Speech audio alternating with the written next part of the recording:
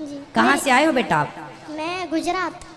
आपकी आंखों में क्या हो गया है? मेरी आंखों में दिखता नहीं है, मतलब धुंधला दिखता है, सिर्फ रोशनी।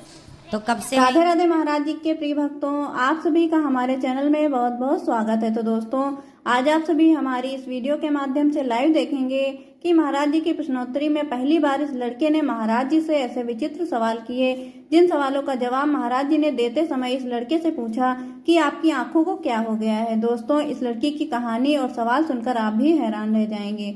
आज की वीडियो बहुत ही खास होने वाली है, इसलिए इस वीडियो को पूरा अंत तक अवश्य देखें। लो, राधे राधे गुरुजी। राधे राधे बेटा। ब्राह्मण, क्षत्रिय और वैश्य और शूद्र, इसमें से कथा वक्ता बनने का किसको अधिकार है? शास्त्र जो कहते हैं चारों को काम सौंप रखा है। जी। ब्राह्मण को है वेद पढ़ना, वेद पढ़ाना, यज्ञ करना, यज्ञ कराना, दान लेना, दान देना, ये 6 कर्म ब्राह्मण के हैं। जी। वेद पढ़ना, वेद पढ़ाना ब्राह्मण का कार्य है। क्षत्रियों का धर्म है कि वो स्वयं अपनी रक्षा करें और अपनी समाज की, अपनी प्रजा की रक्षा करें। वैश्यों को है कि आप धनी बनो, देश को धनवान बनाओ। शूद्रों का कार्य है सेवा करो। सेवा मीन्स सबके साथ खड़े रहो।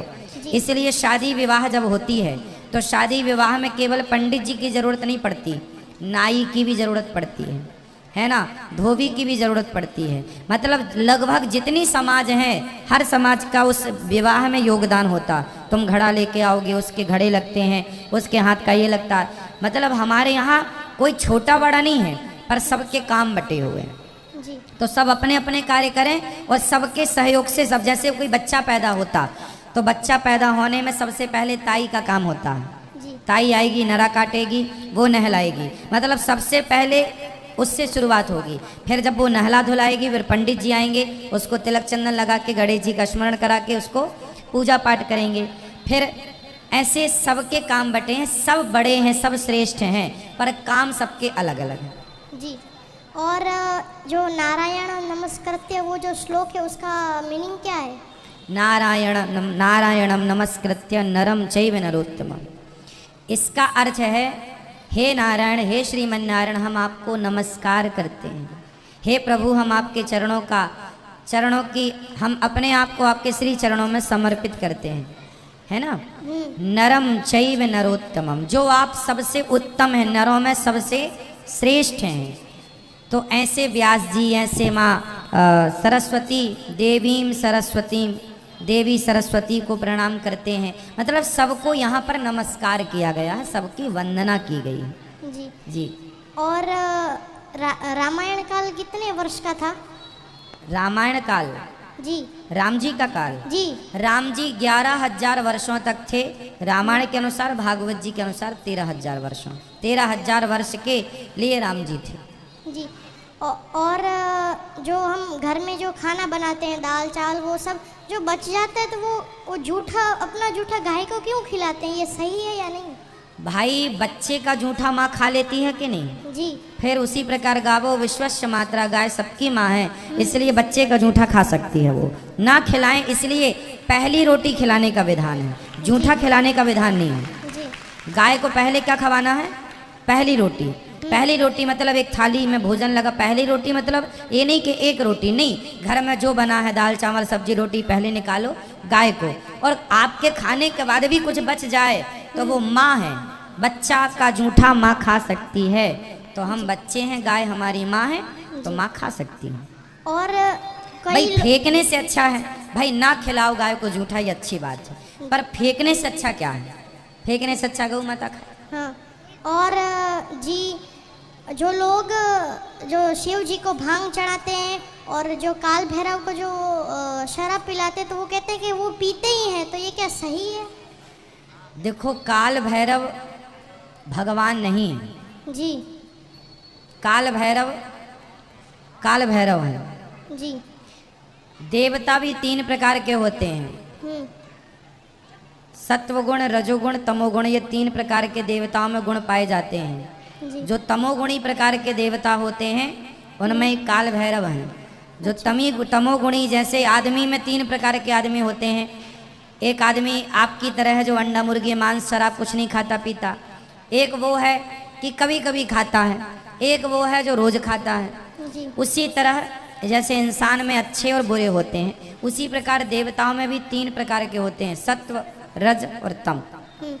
और जो शिव जी को भांग नहीं, भगवान शिव को भांग चढ़ती है, इसलिए गांजा नहीं चढ़ता ना, गांजा पीते हैं। गांजा तो पिलाने वाले ना जाने शिव जी का नाम ले लेके शिव जी को बदनाम करते हैं। भांग जरूर है। भांग इसलिए कि भांग भगवान शिव के हृदय गले में क्या है कि जहर है। जब समुद्र मंथन का जहर निकला तो शिव जी ने उसे पी लिया। तो पी लिया तो होता क्या है, एक माँ का बेटा पीता था भांग, पी के आया, माँ ने कहा क्यों रे भांग पी रखी है। एक माँ का बेटा पीता था गांजा, तो माँ ने कहा क्यों रे गांजा पी रखा है। हाँ गांजा पी रखा है।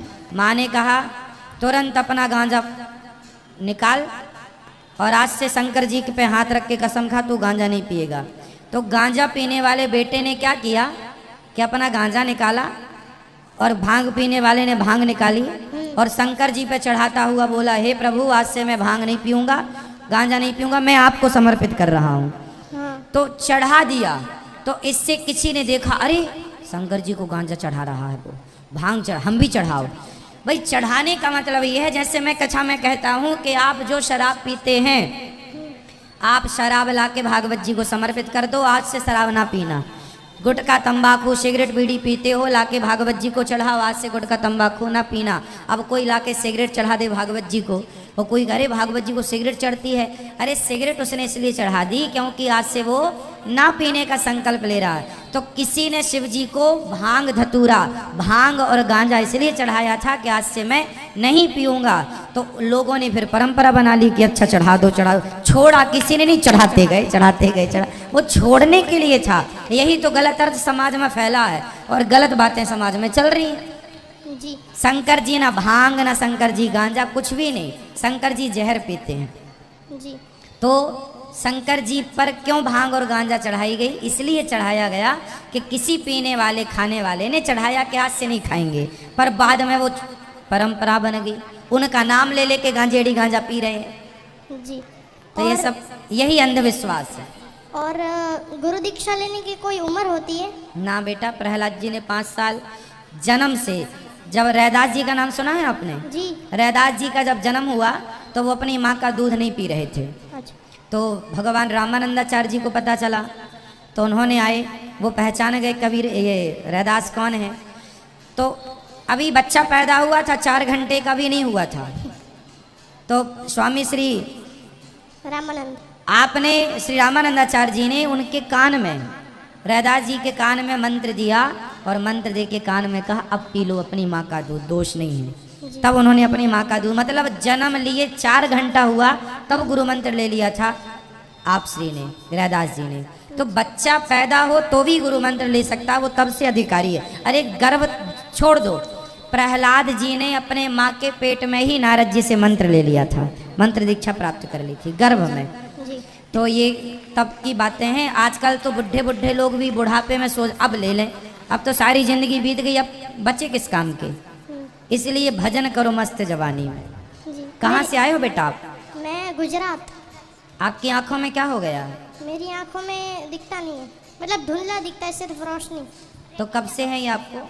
ये इस आंख में तो जन्म से ही है, इसमें भी 2 साल पहले हुआ। तो पहले एक आंख से दिखता था, जी। अब दोनों से नहीं दिखता? नहीं, सिर्फ इससे तो कुछ नहीं दिखता, इससे सिर्फ लाइट दिखती है। अच्छा, तो डॉक्टरों ने बताया कुछ कि कैसे ठीक हो गई है? जी हो जाएगी, अभी आयुर्वेदिक चल रही है ट्रीटमेंट। तो ये संभावना है इसको ठीक होने की? जी। चलो भगवान करें जल्दी आपकी आंख ठीक हो। तो आप कथा सुनते हो बेटा? जी, डेली डेली। तो आप स्कूल भी जाते हैं? हाँ। पढ़ते हैं? जी। किस क्लास में? मैं अभी 8वीं कक्षा में हूँ। तो 8वीं में आप जैसे देख नहीं पाते तो कैसे पढ़ते हैं फिर? वो जब पढ़ाते तो मैं सिर्फ सुनता हूँ और फिर याद रख लेता हूँ।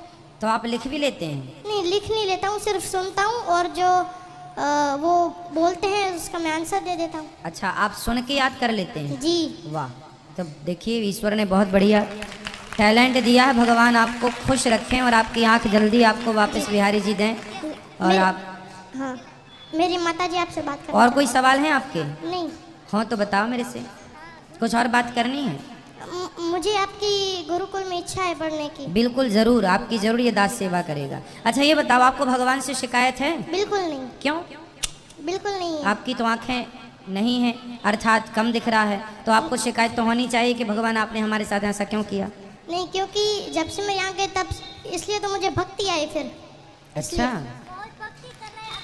देखो आंखें गई तो भक्ति आई, इसलिए शिकायत नहीं है। नहीं, बिल्कुल नहीं।